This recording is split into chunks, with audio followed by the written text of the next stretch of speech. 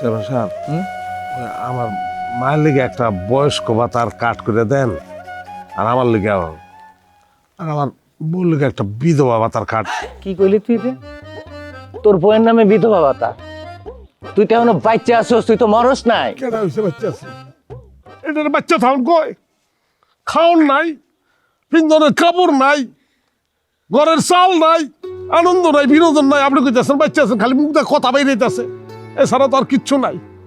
মরিয়ে তো গেছি, নাইলে কই বউর বিধবা কাট দেওয়ানোর কথা। অভাব, অভাবের থেকে খারাপ আর কিছু নাই। অভাবে শান্তি নষ্ট হয়ে গেল, জীবনটা শেষ হয়ে গেল অভাবে। এই শোন, অভাবে স্বভাব নষ্ট করা বিষয়টা ভালো জিনিস না। হ্যাঁ, যা এখন বাড়ি যা, আমি তোর মায়ের নামে একটা দেখি বিধবা ভাতা কাট করে দিমুনে।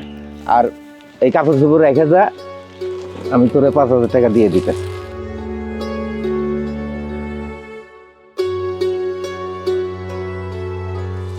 এখন খুশি তো না? খুশি তো অবশ্যই। আপনার মতন বর্ধ মানুষ, আপনার মতন দানশীল মানুষ আমি 2-4 গ্রামে দেখি নাই। একটা রিকোয়েস্ট, মায়ের নামে বয়স্ক ভাতা এটা ঠিক আছে, আর ওর নামে বিধবা ভাতার দরকার নেই।